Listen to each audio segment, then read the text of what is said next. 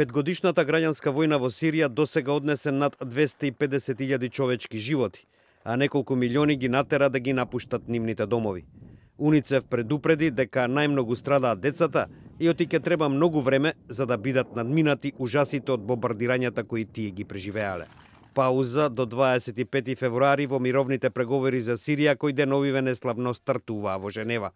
Ова го најави специјалниот пратеник на Обединетите нации за Сирија Стафан да Мистура, кој рече дека не станува збор за неуспех на преговорите, туку за натамошно справување со предизвиците.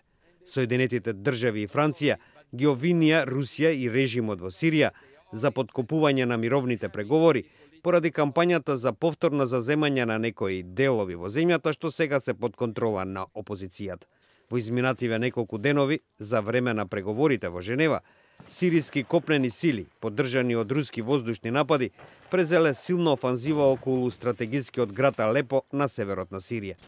Во воздушните напади, според наводите, имало и цивилни жртви. Американскиот државен секретар Џон Кери оцени дека ваквите акции на Русија и на сирискиот режим ја покажуваат нивната интенција сирискиот конфликт да го решаваат со војни средства, а не со преговори. Москва и Дамаск тоа го демантираат. Во меѓувреме, на донаторскиот самит во Лондон се ветуваат милиарди долари за помош на Сирија и за мерките за справување со бегалската криза, предизвикана главно од граѓанската војна во Сирија. Деновиве пак УНИЦЕФ предупреди на страдањата на децата кои ги преживуваат ужасите од бомбардирањата на нивните домови и училишта. Според податоците на оваа организација, околу 5000 училишта во Сирија се уништени или затворени.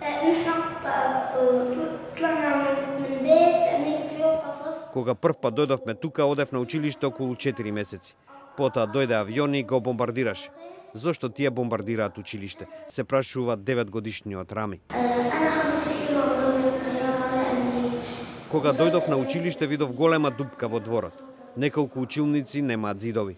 Вели 10-годишната Маха за новинската агенција Reuters, наведувајќи дека претходно слушнала експлозии во близина на школото. Ситуацијата за цивилите во Сирија и покрај обидите за прекин на борбите постојано се влошува. Неколку градови кои се под контрола на сириската опозиција се под допсада на владините војници, а на тамошните жители им е неопходна итна помош во храна и лекови. Меѓународните хуманитарни организации тешко доаѓаат до нив поради интензивирањето на борбите.